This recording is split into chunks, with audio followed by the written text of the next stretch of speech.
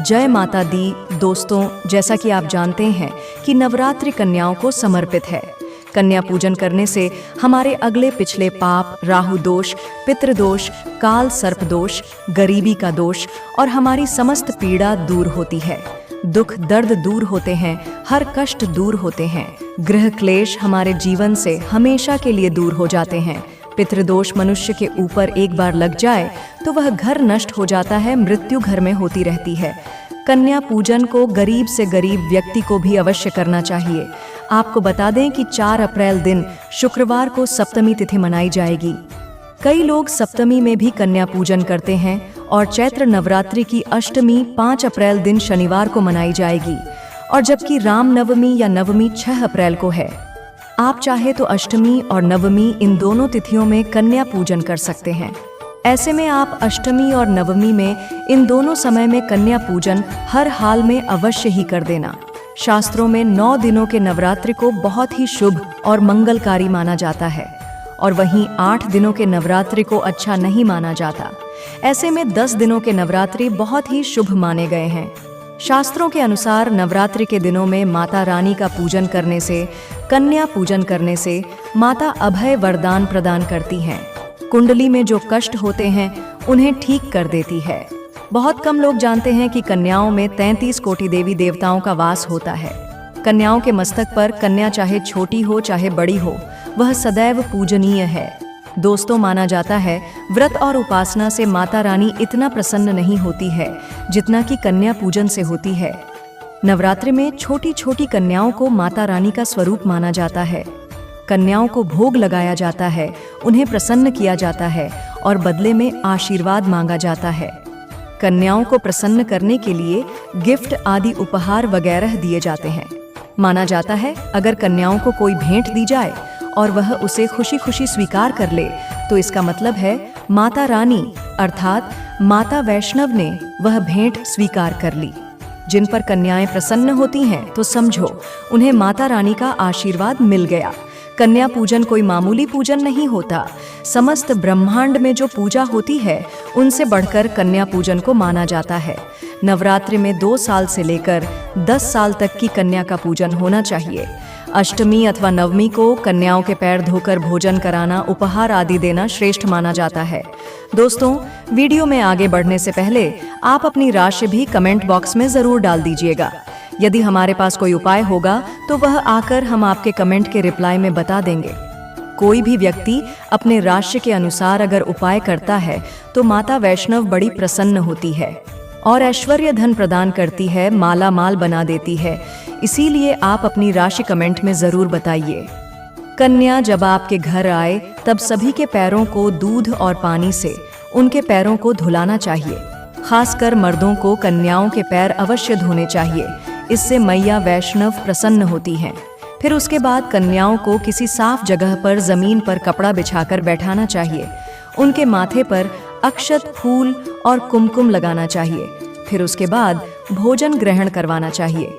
लेकिन हमेशा याद रहे, कन्याओं की थाली में 3 पूरियां कभी ना रखें। इसे शुभ नहीं, घोर अशुभ माना जाता है। 3 पूरियां तथा 3 रोटियां मरने वाले व्यक्ति के लिए निकाली जाती हैं। ऐसे में आप 1-2 करके पूरियां दे सकते हैं। इससे 3 संख्या बढ़ जाती है और दोष भी नहीं लगता। दोस्तों, कन्याओं को खाना खिलाने के बाद अंतिम में कन्याओं के सर पर लाल चुनरी ओढ़ाना चाहिए और भोजन में आपको खीर, पूरी, हलवा, चना तथा आलू की सब्जी, छोले वगैरह की सब्जी खिलानी चाहिए। पनीर आदि भी खिलाया जा सकता है। वैसे माता रानी का प्रिय भोजन खीर, हलवा, पूरी और छोले आदि ही हैं, लेकिन भूल से भी लहसुन और प्याज का इस्तेमाल कभी ना करें, अन्यथा अनर्थ हो जाएगा। अक्सर कई लोग कन्याओं को कुरकुरे का पैकेट, चिप्स वगैरह का पैकेट खिलाते हैं, जो कि घोर अनर्थ माना जाता है, क्योंकि इसमें लहसुन प्याज का इस्तेमाल होता है, जिसके कारण आपका व्रत खंडित हो सकता है। माँ दुर्गा क्रोधित हो सकती हैं।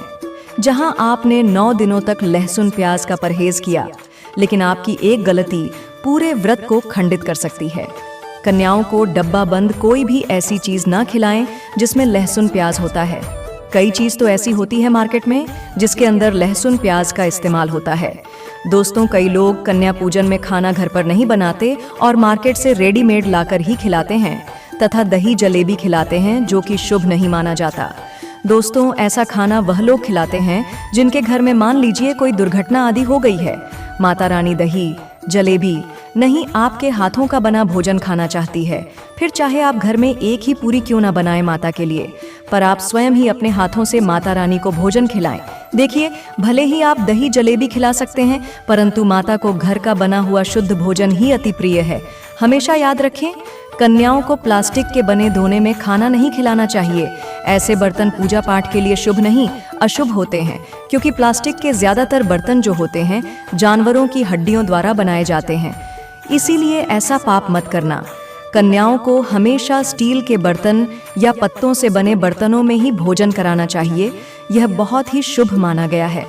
अगर पेड़ के पत्ते में भोजन कराते हैं तो माता अभय वरदान प्रदान करती है।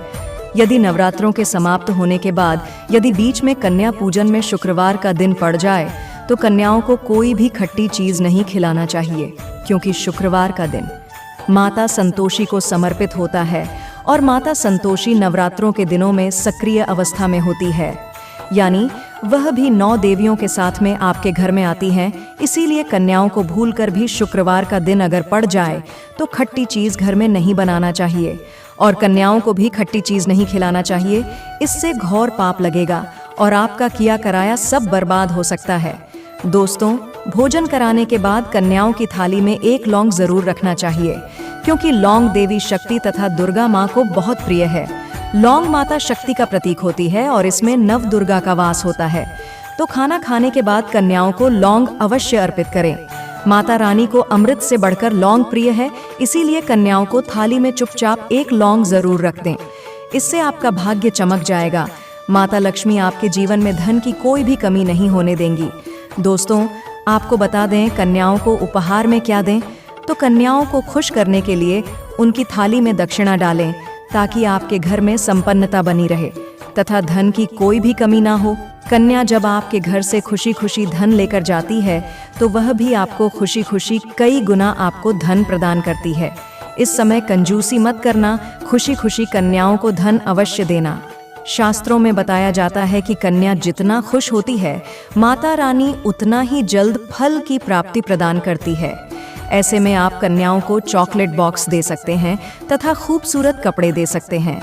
याद रहे, काले कपड़े ना दें और स्टील के बर्तन भी गिफ्ट के तौर पर दे सकते हैं। याद रहे कि कन्याओं को लोहे का कोई भी सामान नहीं देना चाहिए, नहीं तो राहु केतु का प्रभाव आपके जीवन में प्रवेश कर जाएगा। दोस्तों, जब कन्या अपने घर के लिए प्रस्थान करें तो उनके चरण जरूर छू लें और अपने मन में अपनी प्रार्थना को पूरा करें। सच्चे दिल से मांगी हुई मुराद माता रानी अवश्य ही पूरी करती है। और उसी सच्चे दिल से माता रानी को समर्पित इस वीडियो को एक प्यारा सा लाइक जरूर करें। और अगर यह वीडियो आपको ज्ञानवर्धक लगी हो तो इस चैनल को सब्सक्राइब जरूर कीजिएगा। हर हर महादेव दोस्तों, धन्यवाद।